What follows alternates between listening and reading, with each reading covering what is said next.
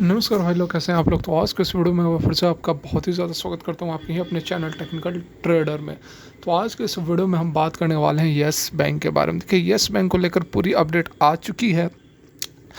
AGM जो कल के डेट में हुई थी, क्या क्या यहाँ पर फैसले हुए हैं, जो प्रपोजल्स रखे गए थे उस पर किस तरह के फैसले आए हैं, क्यों येस बैंक में हमें गिरावट देखने को मिल रही है। कल के डेट में हल्की गिरावट थी, आज के डेट में थोड़ी बहुत तेज़ी 1.5 से 2% की तेज़ी देखने को मिल रही है। क्या कुछ अपडेट निकल कर आया है डिश टीवी के एजीएम से और किस तरह का इम्पैक्ट पड़ेगा येस बैंक के स्टॉक पर, पूरी कंप्लीट एनालिसिस आपके लिए लेकर आया हूँ। रिक्वेस्ट रहेगी वीडियो अच्छी लगे तो लाइक ज़रूर करें, क्योंकि काफ़ी मेहनत और एनालिसिस रिसर्च करनी पड़ती है, तो एक लाइक तो बनता ही है। साथ में कोई भी इन्वेस्टमेंट या ट्रेड लेने से पहले अपने फाइनेंशियल एडवाइजर खुद की एनालिसिस कर ले, क्योंकि वीडियो जो है एडुकेशनल पर्पज़ के लिए बनाई जा रही है। तो चलिए वीडियो को आगे बढ़ाते हैं। तो यहाँ पर देख सकते हैं आज की यदि हम बात करें तो हल्की तेज़ी 1.5 से 2% के आसपास की तेज़ी जो है हमें देखने को मिल रही है। कल देखिए जो गिरावट हुई है वही तेज़ी फिर से आज देखने को मिल रही है और 14 रुपये तक हो सकता है कि 14 रुपये या 13 रुपये 95 पैसे का हाई लगाए। लेकिन यहाँ जो खबर निकल कर आ रही है, अगर हम ओवरऑल कंक्लूड करने की कोशिश करें, अपडेट मैं आप लोगों को बताऊंगा, लेकिन पॉजिटिव न्यूज़ ही है। बिल्कुल यहाँ पर पॉजिटिव न्यूज़ है, अच्छी खबर है येस बैंक के लिए, येस बैंक के शेयर होल्डर्स के लिए अच्छी खबर निकल कर आ रही है। तो डेफिनेटली इम्पैक्ट जो है वह पॉजिटिव ही पड़ेगा। अब कंपलसरी नहीं है कि आज के आज यहाँ पर अपर सर्किट लग जाए या कल के कल यहाँ पर अपर सर्किट लग जाए, लेकिन जो खबर का रिजल्टेंट है वह पॉजिटिव है। आइए देखते हैं क्या कुछ हुआ है। तो यहाँ पर आप देख सकते हैं, मैं आप लोगों के लिए डिश टीवी ने जो इन्फॉर्मेशन दी है स्टॉक एक्सचेंजेस को, वो देख सकते हैं आप क्या क्या इन्फॉर्मेशन दी गई है। बिल्कुल यहाँ देखिए, एनएससी और बीएससी को इन्फॉर्म किया गया है कल के डेट में 30 दिसंबर 2021 जो कि एजीएम हुआ था।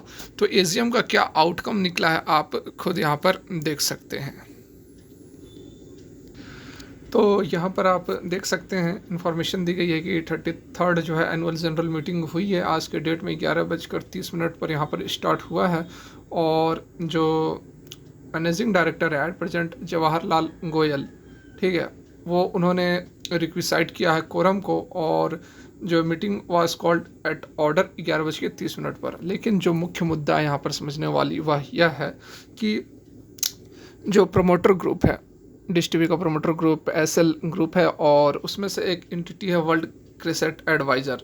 तो इसने क्या किया था कि 24 दिसंबर को एक पिटीशन फाइल किया था, एक सूट फाइल किया था। मैंने आप लोग को अपडेट भी दिया था कि एक सूट फाइल किया गया है जिसमें कि येस बैंक ने जो शेयर एक्वायर किए हुए हैं उसके मालिकाना हक पर सवाल उठाया गया था। हालांकि मुंबई हाई कोर्ट ने रिलीफ देने से मना कर दिया था, लेकिन उसके साथ और भी कुछ जो पेच है वह फंसा हुआ है।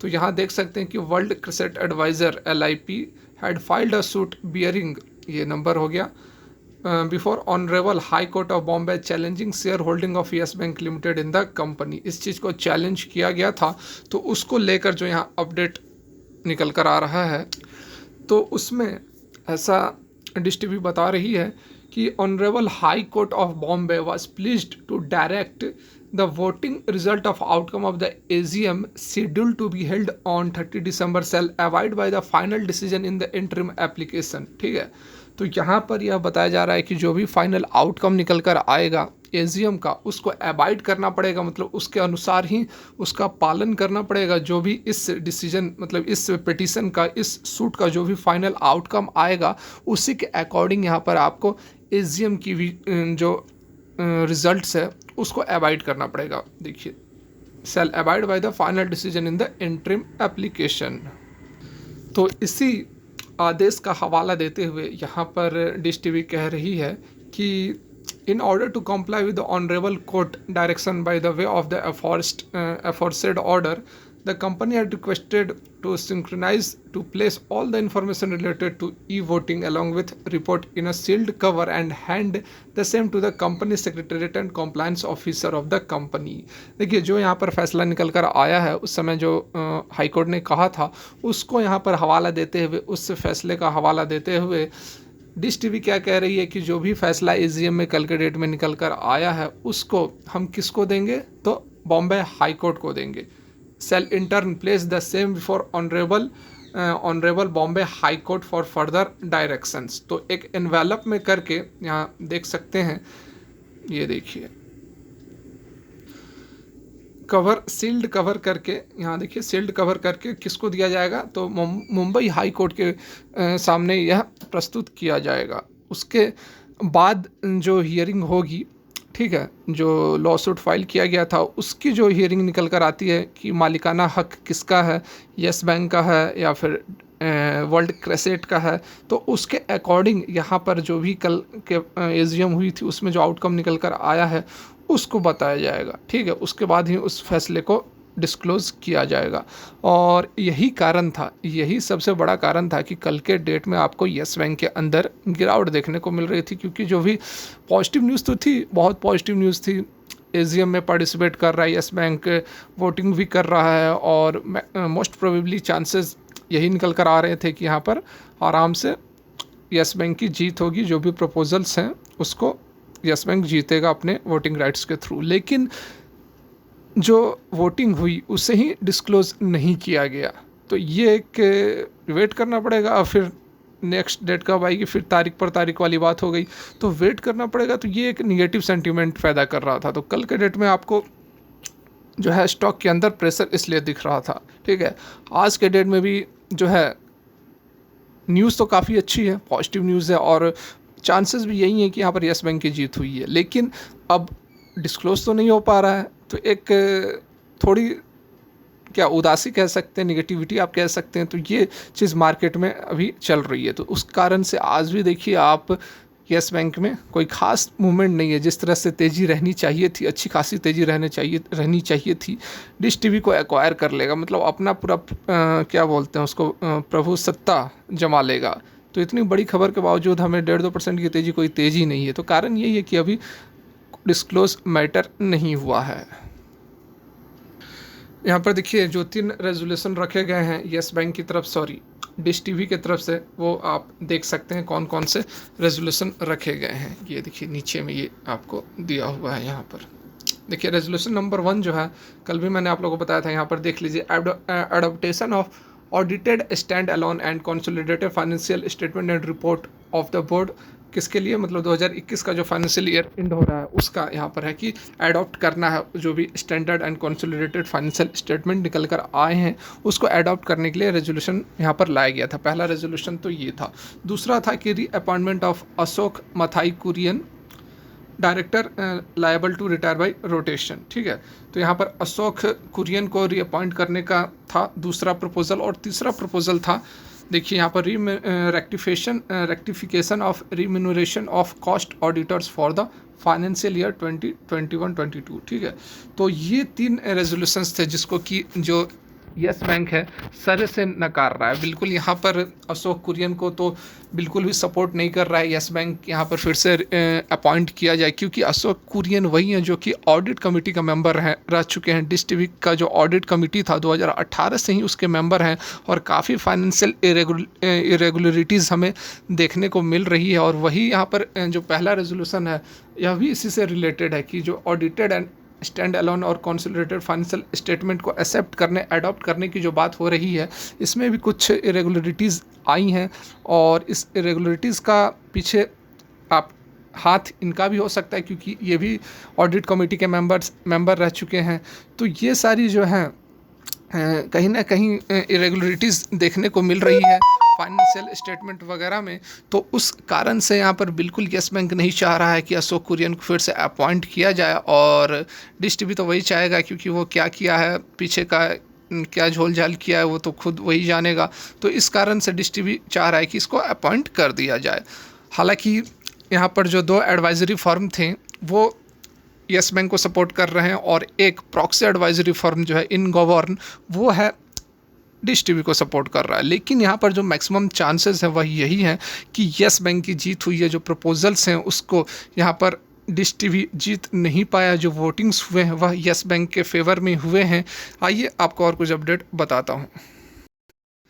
तो यहाँ पर देख सकते हैं इन सारे जो मुद्दा है इस पर यस बैंक क्या कह रही है। यस बैंक का यहाँ पर क्लियर कट कहना है कि यह एक अनप्रेसिडेंटल मूव है, ठीक है। जो यस बैंक के एग्जीक्यूटिव है अनएनोमिटी के कंडीशन पर वह कह रहे हैं कि इससे पहले जब dish TV Bombay high court गई थी तो उनको किसी तरह का रिलीफ नहीं मिला था, ठीक है। उसके साथ में यह भी यस बैंक का कहना है कि कोर्ट ने ऐसा कोई आदेश नहीं दिया है जिसमें कि कहा जाए कि वोटिंग रिजल्ट्स को डिस्क्लोज नहीं करना है, ठीक है। Court did not say not to disclose the voting rights, और वो डिस्कस कर रहे हैं और नेक्स्ट वीक जो है ये एक पिटिशन फाइल करने वाले हैं इसको लेकर। We are discussing this with our lawyers and should file a petition next week asking for the court to make the management declare the result, the executive said। तो यहाँ पर आप देख सकते हैं ये वाली जो बात निकल कर आ रही है कि मैनेजमेंट से कहा जाएगा कि वह रिजल्ट को शो करें, यस बैंक का कहना है। तो यहाँ पर बिल्कुल क्लियर कट एक यस बैंक को विश्वास है कि जो भी आउटकम निकल कर आए हैं वह यस बैंक के फेवर में है, यस बैंक की जीत हुई है। यही कारण है कि यहाँ पर इतनी जल्दीबाजी दिखा रही है। यस बैंक नेक्स्ट वीक यहाँ पर चैलेंज भी करने वाली है और कोर्ट को यह भी कह रही है कि हम कहेंगे कि आप इसके रिज़ल्ट को डिस्क्लोज़ करें। मतलब कॉन्फिडेंट है, बिल्कुल विश्वास है यस बैंक को कि हमारी जीत हुई है। एजीएम में तीनों प्रपोजल्स हैं वह फेल हो गए हैं डिश टीवी के, तो इस चीज़ को लेकर कॉन्फिडेंट है, तभी यह इस तरह की बातें यहाँ पर कर रहा है। विश्वास भी दिखा रहा है और होना भी चाहिए क्योंकि लार्जेस्ट शेयर होल्डर है, 25% के साथ एक बिगेस्ट शेयर होल्डर है, कहीं भी कोई स्टैंड नहीं करता है। जो जवाहरलाल गोयल है वह भी 5% के साथ ही यहाँ पर हैं, तो कहीं भी कोई स्टैंड नहीं कर रहा है। तो इसकी इतनी बड़ी जब शेयर होल्डिंग है तो डेफिनेटली यहाँ पर जो भी प्रपोजल्स होंगे वह यहाँ पर वह जीतेगी ही, ठीक है। तो यही चीज़ यहाँ पर बताने की कोशिश कर रहा है कि इसको लेट करने से कोई फ़ायदा नहीं है, खींचेगा लंबा समय होगा तो फिर जो एक पॉजिटिव न्यूज़ होती है यदि लंबा समय इसको खींच दिया जाए तो फिर उसका इम्पैक्ट जो है वह कम होने लगता है। वहीं यहाँ पर दूसरी अपडेट की बात की जाए तो जो राइट इशू थे 1000 करोड़ के राइट इशू थे जिसको लेकर यहाँ पर विवाद शुरू हुआ था यस बैंक और डिश टीवी में, उसको लेकर एजीएम में सवाल पूछे गए। तो जवाहरलाल गोयल जो कि एमडी है उन्होंने कहा कि मोस्ट लाइकली यहाँ पर जनवरी में जो राइट इशू आ सकते हैं। देखिए अपना खुद का पता नहीं कि यह जनवरी में रहेंगे या नहीं रहेंगे एमडी, लेकिन राइट इशू का इनको पता है कि यह अब जनवरी में आएगी। यही बात हुआ था, जो बोन ऑफ कंटेंशन था यही था, राइट इशू से ही विवाद शुरू हुआ था। डिश टीवी राइट इशू लेकर आ रही थी 1000 करोड़ का और यस बैंक नहीं चाह रही थी कि राइट इशू आए। यस बैंक का कहना था कि राइट इशू लाकर जो यस बैंक की शेयर होल्डिंग है उसको यहाँ पर डिसॉल्व करने की कोशिश की जा रही है, उसको लिक्विडेट करने की कोशिश की जा रही है। तो यही मुद्दा शुरू हुआ था और फिर अभी यही मुद्दा आकर यहाँ भी समाप्त हो रहा है। तो होप यही करेंगे कि यहाँ पर यस बैंक की जीत होगी और डेफिनेटली ज़बरदस्त खबर है क्योंकि यस बैंक चाह रही है एजीएम रिजल्ट्स को डिस्क्लोज़ करना, क्योंकि वह जान रही है कि हमारी जीत हुई है। तो ये खबर डिस्क्लोज़ हो जाती है तो उसके बाद डेफिनेटली आपको अच्छा खासा जंप यहाँ पर यस बैंक के स्टॉक पर देखने को मिलेगा, क्योंकि नो डाउट अच्छी खबर है, पॉजिटिव न्यूज़ है। किसी कंपनी को एक्वायर करना एक अच्छी बात होती है, पॉजिटिव न्यूज़ होती है। यदि इसके बावजूद भी आपको स्टॉक के अंदर तेज़ी नहीं आ रही है तो इसमें न्यूज़ की कोई कमी नहीं है, बस ऑपरेटर है, ऑपरेटर जैसे मन वैसे मैनिपुलेट करेगा। लेकिन एक चीज़ जानो आप कि यस बैंक को डेफिनेटली बहुत फ़ायदा होगा, तो यस बैंक को फ़ायदा होगा तो इसके स्टॉक को भी आज नहीं तो कल बेनिफिट होगा ही। तो कैसी लगी वीडियो, अच्छी लगी तो लाइक ज़रूर करो भाई, चैनल को सब्सक्राइब कर लो और फिलहाल के लिए वीडियो यहीं तक, धन्यवाद।